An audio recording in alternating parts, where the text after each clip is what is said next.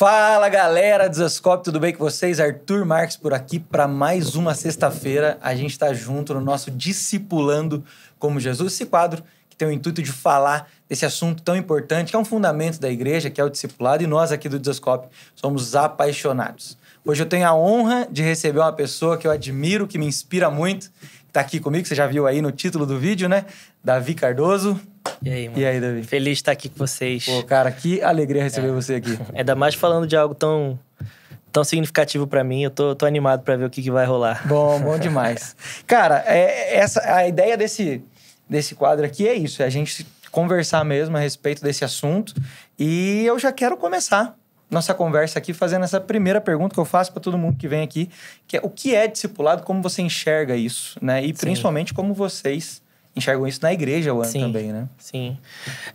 Eu acho muito bom a gente começar do começo, como você tá falando, porque muitas vezes quando a gente vai falar de discipulado, a gente já pula para métodos de discipulado, né? Uhum. E aí a galera que tá nos acompanhando talvez fique assim, meu Deus, mas na minha igreja não tem método de discipulado.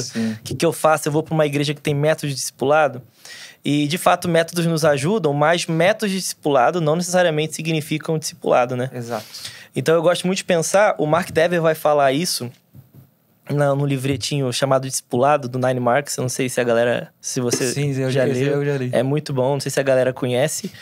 Mas ele vai falar ali que discipulado é influência, né? Uhum. Então, quando a gente fala de discipulado, a gente vai falar sobre sermos influenciados por algo. Então, assim, de maneira automática, todos nós somos discipulados por alguma coisa. Sim. O ser humano, por natureza, ele é influenciável. Nós somos influenciados. Então, a questão do discipulado cristão é a gente ser honesto conosco sobre o que está nos influenciando, né? Então, eu gosto de partir desse princípio. Todos nós estamos sendo discipulados, sendo influenciados por algo. Agora, quando a gente vai falar de discipulado na igreja, a gente está canalizando a nossa influência para alguma coisa, né? Então, a gente vai ser, como eu falei, honesto e vai jogar real. Eu vou ser influenciado pela escritura, eu vou ser influenciado pela igreja, eu vou ser influenciado por uma cultura, vou ser influenciado por diretivas, né? E obviamente, quando a gente vai falar de discipulado cristão, no âmbito cristão, a gente vai falar sobre a pessoa de Jesus, né? Então, para mim, quando a gente vai falar de discipulado, após a gente entender que é uma influência, a gente vai colocar a pessoa de Jesus como o influenciador, né? Então, a gente vai olhar ali para o evangelho, para a narrativa do evangelho, a gente vai ver o Senhor chamando pessoas para serem influenciados, né? Jesus como um rabino chamando ali, vem ver, né? A gente fala muito disso, discipulado é vem e ver. Então, Jesus está chamando pessoas para irem e verem a sua vida, né? Verem o seu jeito de fazer, verem a sua forma de lidar com todas as coisas, né? Então, o discipulado cristão é a gente abrir mão das influências que são inevitáveis, a gente vai ser influenciado pelo nosso meio, mas de alguma maneira colocar elas em segundo plano para colocar a influência de Jesus na nossa vida, né? Então, primeiramente, o discipulado é seguir a Jesus, né? O Bonhoeffer vai falar isso, né? A gente vai ter o outro livro do discipulado ali, bem conhecido do Bonhoeffer, que a gente vai pegar muitas vezes e vai falar assim, eu achei que eu ia ler sobre discipulado, ele tá falando sobre cruz. E de fato, essa é a primazia do discipulado, seguirmos a Jesus, né? Sim. Então, quando ele começa falando ali de graça barata, graça preciosa, depois ele vai entrar no Sermão do Monte, o manual, a ética do reino de Deus, ele está abrindo ali a premissa do discipulado de Jesus. Exato. E após nós entendermos isso, a gente cai nesses métodos de discipulado da igreja. Então, toda vez que me perguntam sobre, resumindo sua pergunta, né, o que é discipulado, eu gosto de colocar essas duas bases, influência, né?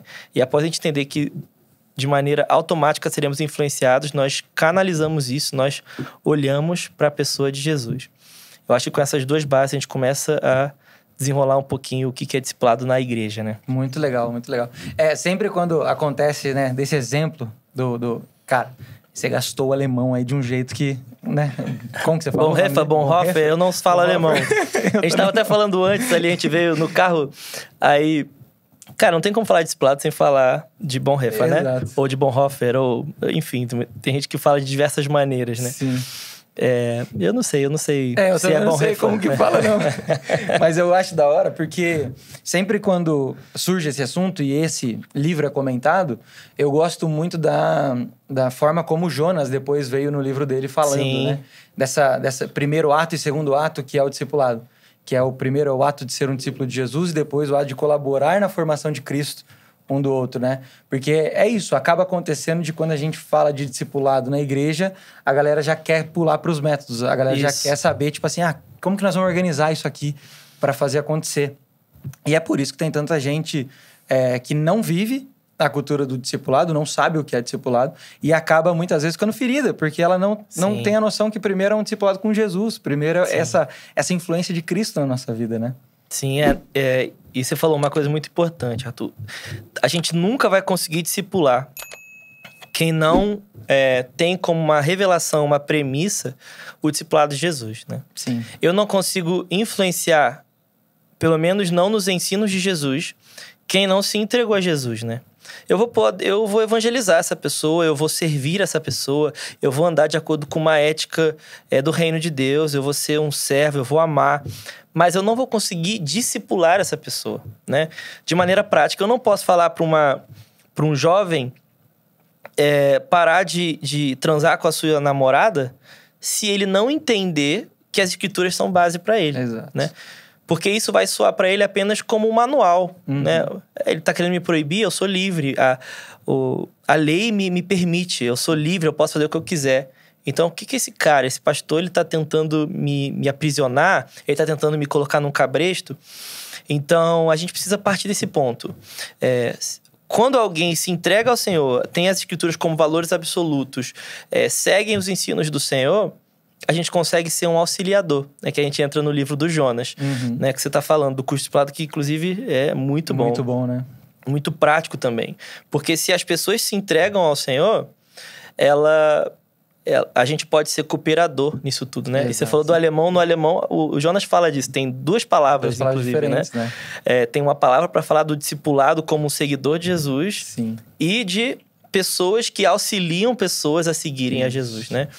E eu creio que é muito que a gente vai conversar aqui também. Como nós podemos ajudar pessoas a seguirem a Jesus, né? Sim. Então, quando a gente está num contexto de membresia, num contexto de igreja, quando a gente se afilia a um lugar, né?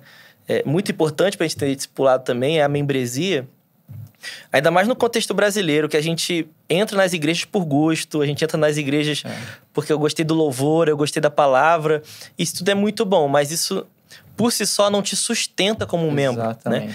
Então, quando a gente olha para um contexto e a gente decide se casar com um contexto, né? Porque membresia é isso, eu olho para um lugar e eu caso com a missão desse lugar, eu caso com as dores desse lugar, eu caso com as bênçãos, as alegrias desse lugar, eu caso com tudo desse lugar. É como um casamento, né? No sentido de aliança. Então, eu estou olhando para um lugar e falando assim, eu topo o pacote completo. Eu não tô casando só com o culto, eu tô casando com a igreja. A igreja com seus desafios, a igreja com as suas dores, e a igreja com a sua missão. Porque quando a gente coloca essa premissa da membresia, quando eu estou aconselhando alguém e eu dou diretivas bíblicas para esse alguém, não vai ser tão difícil, né? Porque a pessoa já vai estar dentro de um contexto, ela vai estar dentro de uma família, ela vai estar dentro de uma comunidade. Então, eu não estou dando algo frio, uma diretiva fria para alguém que participa de um culto. Eu estou falando com alguém que se casou com um lugar, né? E aí, a conversa, o discipulado vai poder ser um pouquinho mais honesto, um pouquinho mais objetivo, um pouquinho mais franco, né? Eu gosto muito de pensar, quando a gente fala de membresia, a gente vai falar de família, um senso familiar, eu até falei isso um pouquinho com o Douglas, né? Quando a gente vai falar de senso familiar, a gente vai tirar um pouquinho os dedos da nossa conversa, né? Eu não vou chegar pro Arthur e falar assim, olha, Arthur, me perdoa que eu tô falando isso, mas será que você poderia fazer tal coisa? Eu vou jogar real, né? Exato. Porque isso é família. E não quer dizer que eu vou ser grosseiro, que eu vou ser rude, não, porque a gente tá seguindo as diretivas do Senhor, que é humilde, né? Que é manso e amoroso. Mas eu vou poder jogar real. Mas você vai ser verdadeiro. Isso, eu vou falar assim, cara, você tá dando um mole nisso. Sim. Você deu um mole nisso, cara. Você precisa se arrepender. Você precisa ir lá na pessoa e pedir perdão pra ela. Eu não vou ficar com o dedo rodeando, esperando o melhor momento. Eu já vou rápido, sabe? Eu vou falar com ele na hora. Por quê? Porque ele tá num contexto de membresia. Exato. Ele não só compartilha culto comigo, ele compartilha vida comigo, exatamente. Ele tem relacionamento, né? A gente gosta muito de falar aqui também desse ponto, né? Que uma das questões mais importantes para o discipulado ser real é isso, é o relacionamento. Porque não tem como a gente querer discipular ou ter essa cultura na nossa comunidade sem antes ter relacionamento. Sim. Né? Porque como é que você chega numa pessoa que você não se relaciona? O Douglas tem um exemplo muito bom.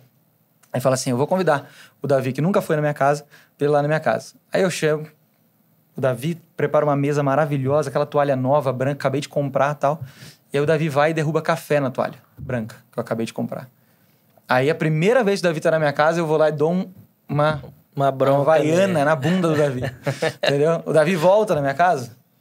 Nunca, né? Por quê? Porque você não tem relacionamento com ele, você não tem contato, você não tem nada. Como é que você chega já batendo na pessoa? Sim. Então, o que muitas vezes acontece nesse contexto de discipulado, sem isso que você está falando, sem relacionamento, sem membresia, sem essa escolha da vida, é isso. É a gente entrar num lugar onde nós vamos estar falando a verdade sem amor, que se torna crueldade. Sim. Nós vamos estar massacrando a pessoa. Sim. Ela não sabe nem o que está acontecendo, muitas vezes. Né? Então, ela tem que ter tomado essa decisão.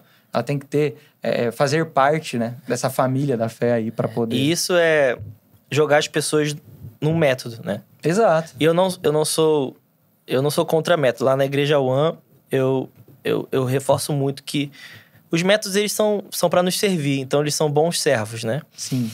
Então, a gente sempre está repensando os nossos métodos, nossos jeitos, nossas estruturas, né? E eu sou um dos maiores adeptos disso. Eu acho que tem que ter ordem, tem que ter organização. Mas quando a gente apenas joga as pessoas nos métodos, sem essa empatia, sem esse amor, sem esse entendimento com o processo, né? Por exemplo, eu não sei como é que é aqui no Desescola, mas acho que é um pouco parecido, pelo contexto de igreja ser parecido. As pessoas chegam no AN e no primeiro culto elas já falam assim, meu Deus, eu quero casar com essa igreja, eu quero ser tudo. E eu sempre falo assim, calma, vem alguns cultos, vê se é isso que você quer. E após ela persevere nisso, a gente começa nas igrejas caseiras, a gente abrir a missão da igreja, ser claro na missão da igreja. E após esse processo da pessoa ter convicção, a gente começa de fato a ser claro, objetivo e ter diretivas para essas pessoas, né? Ter conselhos bíblicos e de fato entrar na vida da pessoa. Porque a gente não quer apenas dar um bom sermão, né? Como eu falei. Mas pra gente entrar na vida da pessoa, não dá pra dar uma chinelada de havaiana no primeiro momento, como você falou. Tem um processo, né? Tem um processo... É como uma aliança, um relacionamento, como a gente tá falando. Então, eu vou conhecer alguém, eu vou me relacionar com esse alguém, eu vou noivar com esse alguém, eu vou casar com esse alguém, né? Por exemplo, Ana, minha esposa, teve todo um processo, né? Pra intimidade há um processo, né? Ninguém chega no domingo, amo o An, amo as músicas, você é íntimo desse lugar. Isso não existe. Não tem como. Né? Não tem como.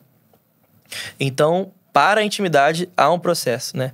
E o discipulado vai requerer de nós essa intimidade, né? Uma coisa que a gente sempre fala lá também é que o discipulado não é só um conselho num conselho. Ou uma diretiva numa diretiva. É vida na vida. Não, isso né? é bom, hein? Então, para alguém dizer assim, eu sou um discípulo dessa casa, né? A gente tem uma expressão lá, um filho dessa casa, né? Uma pessoa que é um discípulo de um contexto é alguém que tem vida com o contexto, né? Então, a gente não vai dividir apenas ministério. A gente vai dividir vida, a gente vai receber pessoas nas nossas casas, a gente vai falar de comida, a gente vai falar de filme, a gente vai falar de arte, a gente vai falar de criação de filhos, a gente vai falar de dinheiro, né? Então, no discipulado, a gente fala de dinheiro. Sim. Como é que você está lidando com o seu dinheiro? Né? Eu ganho X, eu ganho 8X. Eu gasto 5X com o meu cartão de crédito. Cara, você tá desgovernado, você tá errado, né? Mas muitas pessoas só querem... Não, isso não é discipulado, isso é outra coisa. Eu quero ser discipulado no meu ministério. Não. O discipulado, ele vai tocar toda a sua vida. Né? Porque como a gente tá falando de Jesus, eu acho isso muito bonito. Nos tornarmos discípulos de Jesus, ter vida na vida com Jesus é deixar a vida de Jesus preencher totalmente a sua vida. Então, Jesus não vai preencher apenas o meu domingo. Exato. Jesus vai preencher toda a minha vida. Jesus vai preencher cada detalhe do meu ser. O Espírito que perscruta as profundezas de Deus vai me sondar. ele vai olhar tudo dentro de mim e ele vai preencher, que o Espírito é a vida de Deus, né? Ele vai preencher tudo dentro de mim com a vida de Deus. Então, cada detalhe da minha vida vai entrar num discipulado com o Senhor. Então, Senhor, como é que eu lido com os meus filhos, com o meu casamento, com o meu trabalho? Né? Ontem a gente estava no culto lá da igreja, a gente falou muito sobre trabalho. Porque a gente tem muita dificuldade de ser discipulado na nossa ótica com o trabalho. Então, a gente olha o trabalho como o mal desse século. A gente olha o trabalho de uma maneira muito caída. Então, Cristo, como o Borrego vai falar em discipulado, não é mediador de todas as coisas. Porque discipulado com Jesus é entender que ele é mediador de todas as coisas. Né? Então, será que o Cristo é o mediador entre a gente e o nosso trabalho? Ou será que é o dinheiro? Ou é a convenção social? Ou é porque eu tenho que trabalhar, eu tenho que mostrar algo socialmente para alguém? Né? Então, quando a gente deixa Jesus nos discipular, ele se torna mediador em todas as coisas, né? Então, eu começo a colocar as lentes do Senhor para eu entender trabalho, né? Então, eu começo a entender que Adão, quando foi criado, há ali um mandato, né, cultural, há ali um cuide de todas as coisas, domine, né, sobre as aves, sobre os peixes. Então, há uma questão ali de função. Sim. O problema não é o trabalho, o problema é o pecado. Então, o pecado, o discipulado vem nos tirar das repetições do pecado, né? Então, a gente começa a olhar para todas as coisas da nossa vida com a lente de Cristo, com o sangue de Cristo em nós, né? Refazendo toda a nossa ótica. Exatamente. A partir dessa verdade que agora habita em nós, né? E assim, não há... o Timothy Keller vai falar que discípulos e igreja é sinônimo, né? Ele vai falar isso no Igreja Centrada. Porque às vezes a gente fala assim, Davi, eu não gosto de discipulado. E esse negócio de discípulos na igreja não é legal. Mas quando a gente vai olhar para a igreja de Atos, isso é o Keller falando, né? Que vamos jogar isso nas costas do Keller. Né? Discípulos e igreja é sinônimo. Não tem igreja sem discípulos. Se a gente recusa o discipulado de Jesus, a gente está recusando ser igreja. Sim. Né? Por isso que, cara, quadros como esses que vocês estão propondo, eu acho que é de extrema importância para a igreja. Porque a gente tem uma urgência de entender como eu posso viver a vida de Deus no agora. Exato. Né? Porque a gente olha para o passado, a gente olha para a cruz, isso é imprescindível. A gente olha para o futuro, o que o Senhor vai fazer, redimir todas as coisas. Mas como eu posso trazer essa coerência na minha vida, a vida de Deus na minha vida hoje, no agora, né? Então, acho que o discipulado, ele vem nos propor isso. Muito bom, muito bom. Cara, eu quero até, pra gente prosseguir, eu quero aproveitar até você aqui para fazer essa pergunta, assim, como é, então? Você estava falando do que é discipulado e a gente veio conversando aqui, eu quero fazer essa pergunta agora. Como é esse progredir do discipulado na comunidade de vocês? Sim. Então, o cara fez essa aliança com vocês, ele quer ser filho dessa casa, ele vai começar a ser discipulado. Como que é a progressão desse discipulado? Como é esse... Aí, talvez, entra um pouco de método ou não, Sim. Mas como funciona lá hoje, assim? Sim. Como seria a nossa metodologia, né? A gente tem os cultos, a gente tem a nossa igreja Desculpa te cortar, só para uma coisa aqui que me veio na cabeça, é porque tem mesmo essa galera que acompanha a gente, acompanha vocês, e eu creio que eles gostariam muito de saber, por admirar, por inspirar em vocês. Então, talvez nem sempre eles consigam ter essa oportunidade de saber como funciona no dia a dia da igreja, né? Sim. E aí, por isso essa pergunta. Então, a gente, basicamente, todos os nossos visitantes, eles chegam pelos cultos, como todas as igrejas, né? Óbvio que tem primos, parentes, amigos que acabam entrando de maneira mais natural, mas de maneira geral acontecem nos cultos, né? Então a gente tem, por exemplo, o culto público de domingo, a gente vai honrar os visitantes, a gente vai perguntar quem está nos visitando, a gente recebe os visitantes, no final a gente vai incentivá-los a conhecer a gente, né? A gente sempre vai falar, olha, a gente não está aqui só para dar um culto, né? Óbvio que o culto é importantíssimo pra gente, estamos prestando um culto ao Senhor, mas a gente quer ser igreja na segunda, na terça, né? Nos dias seguintes. Então, a gente sempre incentiva, nos procure, nos conheça. Então, a gente tem... a própria comunidade, a gente incentiva a comunidade a ser hospitaleira, né? Sim. A hospitalidade é uma premissa pra gente. Se a gente quer falar de discipulado, a gente vai falar de hospitalidade. Então, as pessoas que são inseridas... Muito por conta desse contexto do vida na vida ali. Isso, exatamente. Então, você tá perto de um visitante, você vai receber ele... você vai dar oi pra ele, você vai honrar ele. Porque é muito incoerente quando a gente tem um ministério de boas-vindas te dando balinha na porta, mas quando você senta do lado de alguém, tem alguém de cara fechada pra você. Então você fica, essa igreja, essa casa, quer me receber ou não?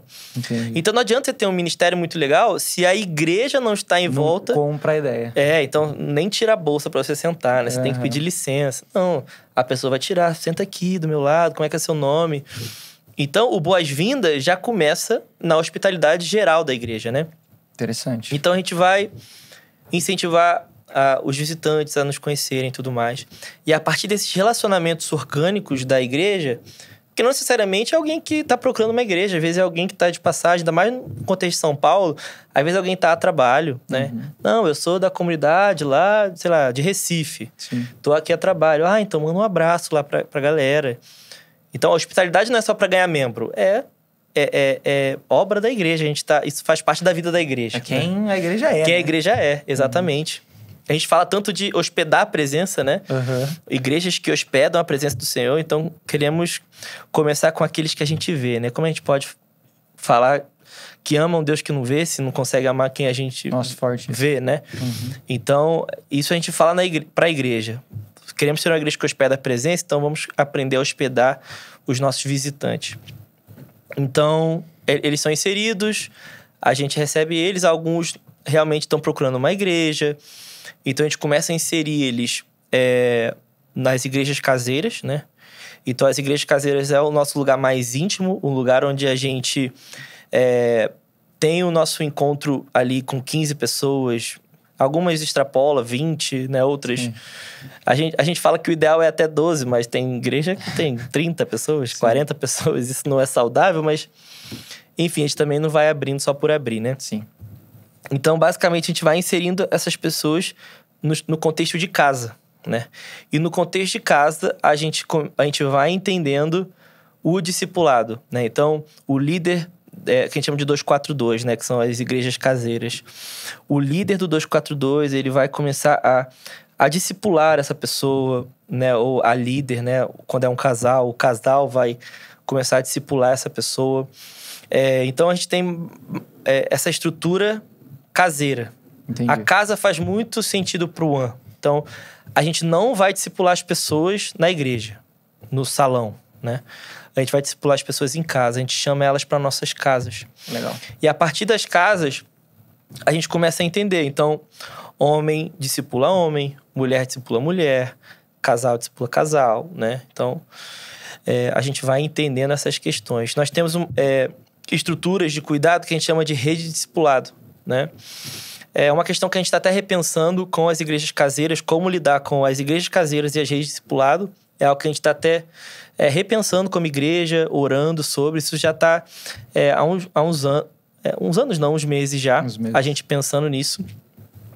Mas são essas duas estruturas que andam juntas, assim. As casas, gerando comunidade caseira, elas se reúnem semanalmente. E não só na quarta-feira à noite, que é quando acontece, mas em toda semana. Então... tive a reunião caseira, mas eu vou tomar café com alguém na quinta, eu vou chamar pra ver um filme, eu vou... Então, eu vi algo... A comunhão tá acontecendo o tempo todo. Exatamente. Então, tipo assim... Cara, fulano veio na reunião de quarta-feira, eu achei ele meio triste. Vou mandar uma mensagem pra ele, pra ser prático pra galera, né? Vou mandar uma mensagem pra ele, cara, o que tá acontecendo? Eu tô bem, mas... vem na minha casa amanhã, dorme aqui. Tipo, então ele vai lá... e passa tempo e eles oram juntos. Isso acontece. Isso é a dinâmica da igreja caseira. Não é só um culto caseiro, né? A gente não quer ver um culto caseiro. A gente quer ver uma igreja nos lares, né? Sim. E é uma dinâmica completamente diferente, né? Porque se é um culto pelo culto, as igrejas caseiras não são tão legais. Porque o culto de domingo, ele sempre vai ser mais estético que o culto caseiro, né? O culto de domingo vai ter lá...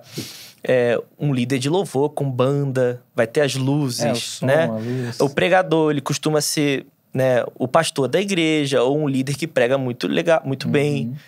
Então, se a gente joga toda essa expectativa do culto público de domingo para um culto caseiro e acha que isso vai gerar discipulado, a gente vai frustrar o discípulo. Sim.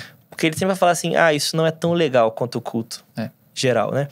Então, o clímax da igreja caseira não é o culto caseiro, né? Mas é toda essa dinâmica. É a partilha que essa igreja tem. É partir o pão junto. É a comunhão. É a comunhão, exatamente. E disso flui o discipulado, né? E... Aí eu fiquei com uma dúvida. Aí, então, lá vocês... O líder discipula as pessoas junto com a sua esposa? Ou existe um discipulado entre os membros ali, entre a família ali? Sim, a gente tem o discipulado da mesa, vamos chamar assim. Então... Em grupo, sim? Em grupo, então... Talvez você não seja o meu discípulo, ou eu não seja o seu discípulo. Então, não necessariamente eu vou falar assim, cara, eu não vou falar com ele, porque alguém vai falar. Não. A igreja cuida da igreja, o corpo cuida do corpo. Muito bom. Mas nós não queremos ser orgânicão assim também e... uma hora vai dar certo. Não, nós temos objetivos e diretivos. Então, sei lá, o Arthur é um líder caseiro. Então, a igreja vai se cuidar ali. Então, o fulano viu algo no ciclano, ele vai falar. Ele não vai esperar o Arthur falar, né? Ele pode falar, cara, isso aqui não tá parecido com Jesus, cara. Isso aqui que você fez, você foi rude. Então, cara, você precisa se arrepender. E joga real pra ele. Entendi. Alguém que tá na comunhão já. Sim, né? sim. Você precisa se arrepender, mano. Vai lá, pede perdão. Ah, não quero. Não, você não tem que querer, cara. Você não tem escolha. A Bíblia mostra que a gente não tem escolha perante a isso. O arrependimento não é uma escolha. Sim. Né? Não para quem quer ser um discípulo de Jesus. Então, essa pessoa nem é discipuladora, não tem títulos e cargos, mas ela é uma irmã para essa pessoa. Então, ela tem a obrigação, o dever de ser um bom irmão para essa pessoa. Sim. Então, tem esse discipulado coletivo, mas também tem o discipulado 1 a 1. Tem né? também lá. Tem o discipulado 1 a 1. Então... hoje as igrejas caseiras elas promovem esse discipulado coletivo, né? E a rede de discipulado gera esse discipulado 1 a 1. Né? Entendi.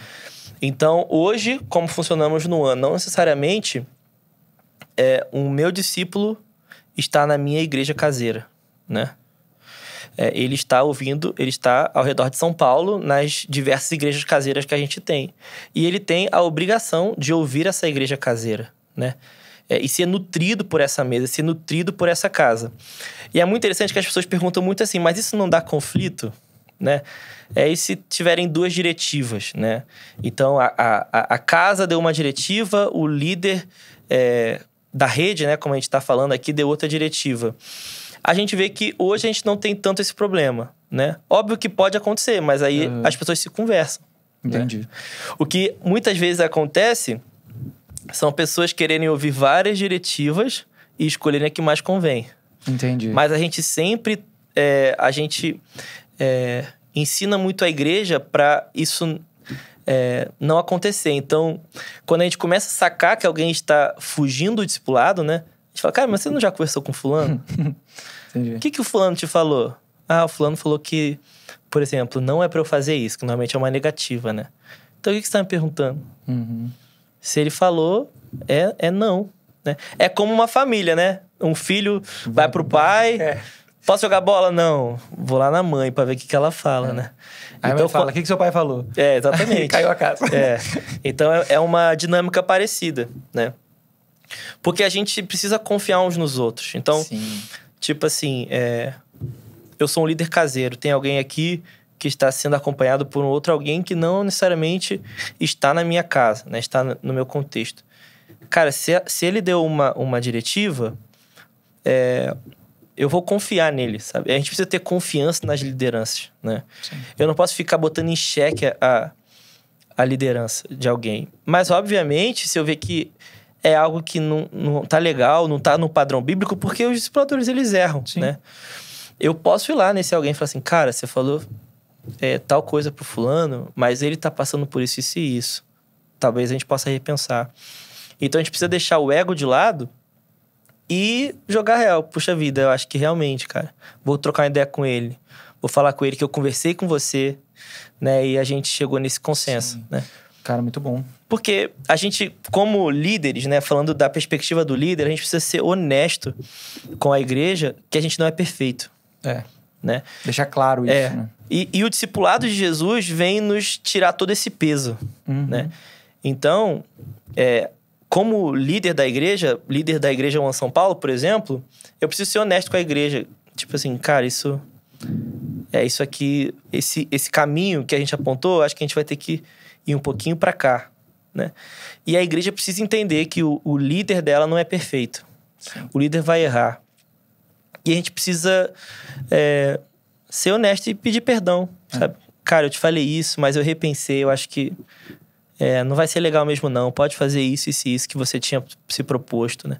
Porque as pessoas, antes delas serem nossas discípulas, elas são de Jesus. Exato. Então a gente tá para facilitar as coisas, né? Quando o discipulado 1 a 1 começa a se tornar manipulador, sabe? Tipo assim, tóxico, aí pra mim já liga um alerta, né? Quando a pessoa tá muito refém da minha personalidade, quando a pessoa teme mais a mim do que a igreja, quando a pessoa teme mais a mim do que a Deus, né? Então a minha voz, ela passou da voz de Deus pra ela. Sim. Né? Se eu não me engano, é Stott que fala isso. Que se as pessoas elas lessem a Bíblia e levassem a sério, né, os nossos gabinetes pastorais se reduziriam drasticamente, né? Porque a gente não está disposto a olhar para a Bíblia como conselhos de discipulado, né? Então a gente lê, sei lá, por exemplo, não adultere, né? Vou dar um exemplo escrachado. Então a gente não precisa perguntar para o pastor se eu posso adulterar. Exato. Tá claro que você não deve adulterar. Então a Bíblia já te deu uma diretiva. Mas às vezes a gente finge que não leu e vai falar com o pastor porque a gente se acostumou a ficar relaxado na Bíblia, porque sempre tem alguém para interpretar a Bíblia para mim. E a reforma veio nos dar esse livre exame, né? O sacerdócio de todos os santos. A gente é livre para se achegar à Bíblia, se achegar a Deus, se achegar por meio do Espírito e receber vida na vida de Deus, né? Com certeza. Ouvindo tudo que você tá falando assim, me surgiu uma pergunta aqui, assim. O que seria, então, dentro de tudo isso que você disse, o que seria o sucesso do discipulado na visão de vocês, assim? Sim.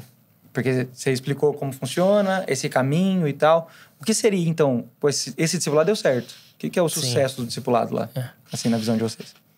Para mim, o sucesso do discipulado, por mais clichê que isso seja, é o quão a pessoa ainda depende de mim. Se ela depende menos, tá dando certo, né?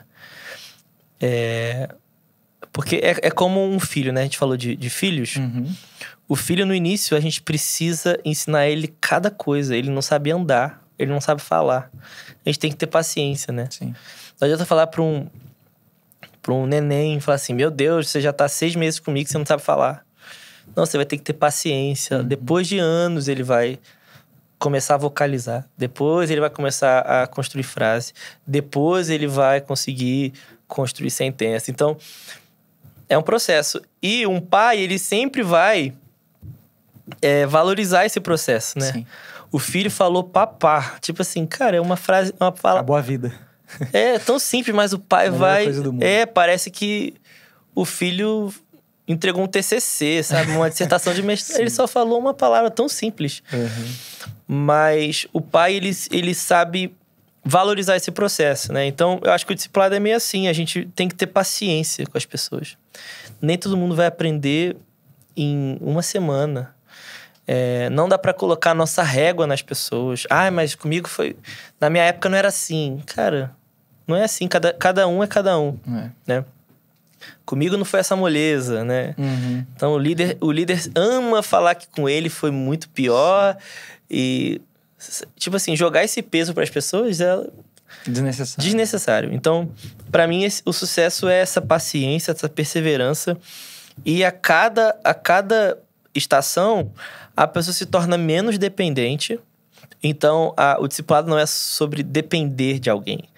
É sobre o quanto de mim eu consegui colocar nesse alguém. Mas não é sobre o Davi, é sobre o que eu aprendi com Deus. Né? O Tomás de Kempis vai falar sobre imitação. Isso.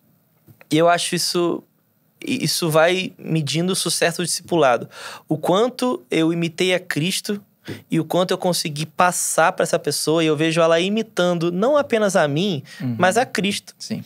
E é óbvio que num contexto, por exemplo, no One, as pessoas vão falar do jeito que a gente canta, o jeito que a gente se expressa. E muitas pessoas falam assim, eu não preciso ser tipo igual o Canta, não preciso ser igual o Davi, eu não preciso ser igual o Alê. Realmente, você é livre para ser. Mas tá tudo bem se você em alguma coisa se parecer. Sim. Nós não queremos fazer uniformização, mas nós não podemos ter medo de abraçar o nosso DNA. Exato. Então, é normal que as pessoas no AN se pareçam com os líderes do AN. É normal que as pessoas aqui no Desescope se pareçam com você, se pareçam com o Douglas, né? Se pareçam com o Thiago. Por quê? Porque isso é vida na vida, Sim. né? Os nossos filhos tendem a se parecer conosco, Exato. a ter frases. E não quer dizer que eles estão nos copiando. Quer dizer, estão realmente nos copiando. E não tem problema. Né? Copiar alguém não é problema. Sim. Né? Então, eu acho que nesse processo a gente começa a ver o sucesso. Né? As pessoas não têm medo de falarem, eu sou o discípulo dessa casa. Mas elas começam a andar com as próprias pernas. Né? Sim. Eu não acho que o discipulado ele é temporário, né? Não de Jesus. A gente vai passar a vida no discipulado de Jesus. Talvez os discipulados, lá no AN, a gente transiciona, né? Então, cara, eu tô numa estação com alguém, eu acho que eu consegui imprimir do meu DNA, do que eu tenho visto no Senhor, é claro, do que eu tenho aprendido. Eu acho que eu cumpri o que eu tinha que cumprir. Então, essa pessoa pode beber de outro alguém, ela pode estar perto de outro alguém, né? E alianças, elas não são rivais. Eu não rivalizo a minha aliança da minha esposa com do meu filho, entendeu? E não é assim que são os relacionamentos de aliança Sim. em Deus. Elas não são adversárias, elas se complementam. Se ajudam, né? Exatamente. Então, por exemplo, no presbitério da Igreja Mãe de São Paulo, eu tenho uma relação com o Ale Matos, né? Que é um dos presbíteros lá. E eu também tenho uma relação com o Henrique, que é um outro presbítero lá. Essas relações, elas não se competem. Elas são únicas. Elas são especiais, porque Deus nos uniu, né? Sim. Então, quando nós vamos ver os 12 discípulos, né? Se tornando 12 apóstolos, né? Não há uma competição, há uma soma, há um povo, né? Então, por mais que o nosso discipulado com Jesus seja eterno, tá tudo bem a gente transicionar. Não quer dizer que a pessoa me abandonou, não quer dizer Sim. que a pessoa me esqueceu. A gente precisa celebrar. Cara, eu dei o que eu fui fiel. Se Deus me deu 5 anos com essa pessoa e ela transicionou de igreja, né? Ainda mais no Brasil, a gente vê transições de igreja. E é normal. É comum, né? Eu oro para que seja normal e que seja menos por ferida e mais por propósito. Exato. Né? Então, é normal. As pessoas no AN chegam assim, cara, eu acho que meu tempo no AN foi, né? E Deus tá me transformando para tal coisa. O que vocês acham? Cara, e às vezes eu nem concordo. Cara, eu não vejo sentido. Meu conselho é não. Vamos orar. Oramos mais um pouquinho, mas Davi, Deus tá me incomodando muito. Então, cara, se é isso, vai. Eu te abençoo para ir, né? Sim. E um dos processos também do discipulado é isso, né? É ouvir a Deus. É caminhar junto com pessoas que ouvem Deus e aprender a ouvir a Deus. Então a pessoa chega e fala, eu estou ouvindo de Deus, mas eu caminhei com você. É isso. Então e quando a pessoa te confronta no bom sentido, né? Te contrapõe, a gente começa a ver esse sucesso que a gente tá falando. Tipo assim, cara, essa pessoa teve uma análise crítica do que eu falei. Ela não saiu engolindo o que eu falei. Ela pegou, ela honrou, mas ela apresentou isso a Deus, aquele que realmente dá diretivas para essa pessoa. E no meio disso, ela não viu sentido no Cristo, que é o caminho. Cara, eu acho isso muito importante desse sucesso que a gente tá falando, que a gente precisa ser honesto e entender que nós não somos o caminho até o Pai. Jesus é o caminho. É isso. Nós estamos auxiliando pessoas a percorrer o caminho, né? E no meio disso, Deus dá amigos para essas pessoas. Então, nós somos servos. Então, eu tô há 5 anos com essa pessoa, eu tô há 10 anos com essa pessoa. Eu não posso ficar com dívida de honra, né? Tem uma coisa que o Ale Vilas Boas fala que é muito bom e a gente leva muito na igreja, que ninguém nos deve nada, somente o amor, né? Então, cara, eu dei minha vida 10 anos por esse discípulo, e depois de 10 anos ele nem tá ligando pra mim. Cara, as pessoas não nos devem nada. A gente tá aqui pra servir o Cordeiro, né?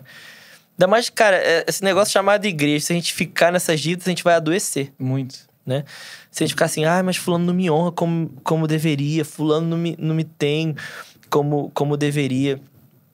Eu acho que isso é uma grande armadilha que adoece líderes, adoece pastores, né? Voltando a falar do Bonhoeffer, ele tem um livro chamado Vida em Comunhão, e ele tem uma premissa que eu acho incrível, assim. Ele vai falar que a nossa comunhão, ela é por causa de Cristo, por meio de Cristo e em Cristo, né? E a nossa comunhão, ela não é psíquica, ela é espiritual. Sim. E dentro dessa comunhão espiritual, ela não é uma condição, ela é uma realidade, né? Sim. E o que ele quer dizer com tudo isso, né? Resumir um pouco do que ele fala. Quer dizer que a gente precisa levar a graça para o nosso discipulado. Entender que é favor imerecido. Eu não merecia nem ser crente. Imagina um líder, né? Então, a gente precisa colocar a graça de Cristo permeando as nossas relações, a nossa comunhão, né? Quando alguém erra comigo, eu tenho uma ótima oportunidade de ser como Cristo para alguém, né? Porque eu errei muito com ele, né? Ele foi para a cruz por minha causa. Ele foi para a cruz pelos meus pecados, né? Então, se o Cristo que nos discipula, né, que derrama sua vida sobre nós, foi paciente comigo, eu acho que a gente pode estender um pouquinho de misericórdia uns para os outros, né? Certeza. Então, o erro das pessoas nos dão um pouquinho do privilégio de poder ser como Jesus, né? Sim. Então, eu começo a entender, cara, se eu sou um com o Arthur, não é pelas nossas eficiências, é pela graça. Foi Cristo que morreu para que nós fôssemos um, né? Então eu começo a entender, cara, é por causa de Cristo. Ele é a causa da nossa comunhão. E ele não é apenas a causa, ele é o meio. Ele é o meio pelo qual eu posso ter comunhão com o Arthur. Sim. E a nossa comunhão é nele. Então, quando nós saímos dele, nós colocamos ministério, nós colocamos networking, nós colocamos convenção social, nós colocamos até igrejas caseiras, como a gente estava falando. Mas a gente tira Cristo dessa comunhão, a gente se fere. Porque a gente começa a achar que a gente é merecedor de algo. Exato. Aí a nossa expectativa vai lá em cima, vem a frustração e a gente tá... Exatamente. Né, lascado. Exatamente. Cara, eu sempre termino com uma pergunta aqui. E você já citou vários, então eu vou pedir pra você escolher um.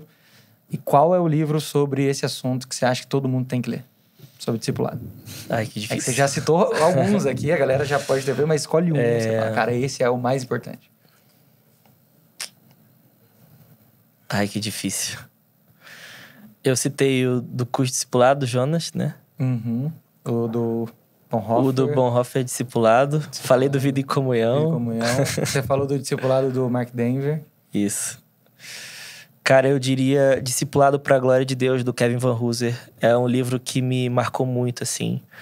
Talvez pela minha vivência como um jovem pastor, assim. Eu acho que ele abriu muito os meus olhos, assim, como lidar com o discipulado para a glória de Deus e não para a minha glória. Uau. Para a glória de Deus. Eu indicaria ele. Como chama? Discipulado para a Glória de Deus. É da Vida Nova, do Kevin Van Hooser. Tá. Nós não temos na nossa loja, mas eu vou deixar o link aqui. Alguma loja que a gente achar, eu vou deixar o link aqui. Fechou? E eu arrumei um jeito de indicar vários, né? Eu vi que você falou todo de novo. Isso. É muito bom, mas é isso aí. Fica a dica pra galera aí, que é muito importante. Cara, muito bom. Obrigado demais. Obrigado por esse muito tempo, bom. por esse papo, por esse tempo de ensinamento que você trouxe. Foi muito bom estar aqui. Muito Valeu bom. demais, viu, David? Tamo junto. Comigo. Amo vocês. Quero muito estar mais perto de vocês, igual a gente tem falado. A gente também. E que vocês continuem crescendo e sendo essa inspiração pra nação como vocês têm sido. Amém. Valeu demais, viu? Tamo junto. Gente, você que acompanhou até aqui, muito obrigado. Quero que você deixe um comentário, deixe um feedback aqui sobre o que você achou dessa conversa, o que você mais aprendeu, o que mais te marcou. Deixa nos comentários aqui pra gente também. Não esquece de curtir esse vídeo, porque assim o YouTube libera para mais pessoas. Pega esse link, compartilha com todo mundo e não se esqueça que você é uma cópia de Jesus. Valeu!